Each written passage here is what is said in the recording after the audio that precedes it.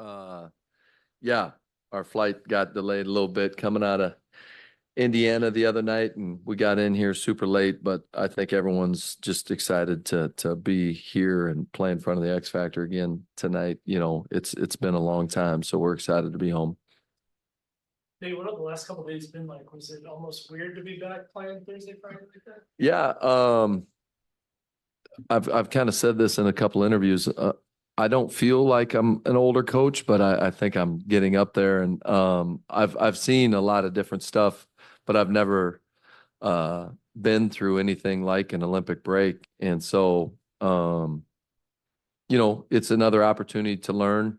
I've never paused during the season for a month, and then all of a sudden you're calling plays again and drawing up into game situations, and I'm sure it's the same way for some of the players. And I think that's what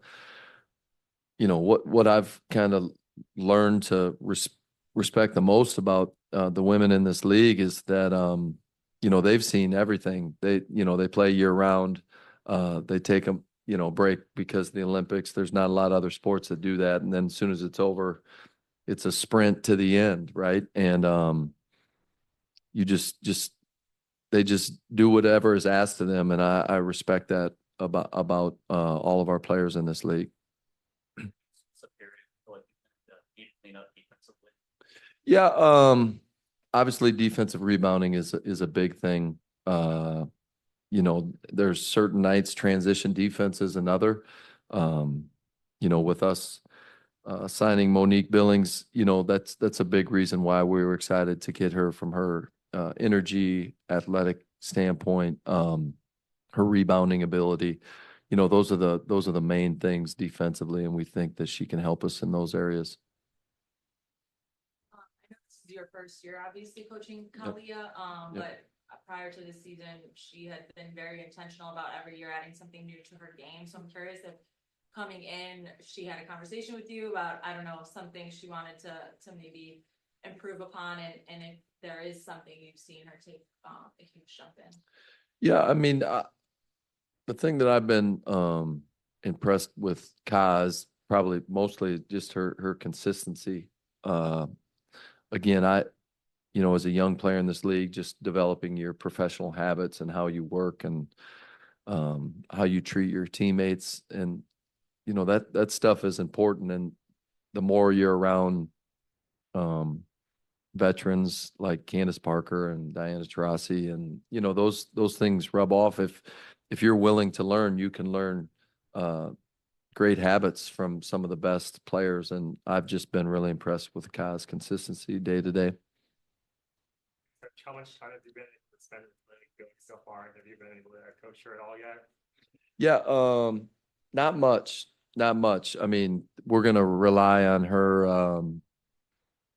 her experience, her veteran presence. We're not going to wait till Atlanta to put her in the game. I'm guessing she's going to be the first sub tonight and just go out there and make an impact. And we'll figure out the execution and stuff like that later, and we'll build off that. But we brought her in here to compete, and we're excited to have her. Now that you're at this point in the season, how would you describe what it's been like working with DT to this point, and how would you kind of assess the season that she's having? Yeah, I mean, I feel lucky and blessed to be able to say that I've coached her. It's been an awesome experience. It's not something that I'll ever take for granted. I mean, I've said it before, like that she's one of the reasons why I wanted to come here to get this opportunity. And as a coach, you got to be ready every day because she's ready, and you got to be prepared and focused. And I think coaches need that. I mean, you pride yourself on that anyway, but to have a player at that standard, at that level, is you don't want to let them down. And so I've been super happy with DT's season. We're excited to see what happens here moving forward in the next 10, 12 games, and just keep building and keep getting better. Curious how much of the break is you diving into film and watching past games versus understanding the balance of not trying to overdo it? Yeah, I mean, there is definitely a balance of that. You know, I think you take the first week or so off. It probably helped having the All-Star game here, and then you know, I went over to Paris or Lille to watch some of the first games. So, you know, we were around it, we were working, but it felt like a break, even though we were watching basketball. Probably just the stress of winning and losing the games night to night. But yeah, I think you know, analytically, looking at the numbers, what are some areas that we can get better at? Offensive execution, defensive philosophy, all those things, you know, as we got closer to our first game, I would say like the last 10, 14 days is kind of where our whole staff really tried to dive in. So yeah, there's definitely trying to find a balance to it. But we're all in right now. It's go time. What's going on, Coach? How you doing today? Hey, Steven. Over the last two games, you all have knocked down 10 corner threes and you've taken 18 total in a 2-game stretch. That's the most that you all have taken and made over the season.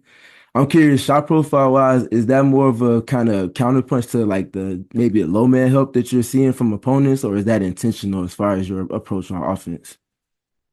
Yeah, I would say that obviously those are shots that we want to hunt. Those are shots that we're looking for. I think a big part of it is we've been pretty unselfish. Our mentality, good to great, has been very good and detailed. I think you know, the Chicago game, that was some of our best passing of the year. And then obviously in the Indiana game, we were very poor in the first half. And, you know, we had to play at such a speed and try to make up so much ground. It kind of forced us to shoot a bunch of threes. And because of that, we were playing with more force. We were willing to make the extra pass. So those are shots that we want to take, you know, and hopefully that can continue moving forward.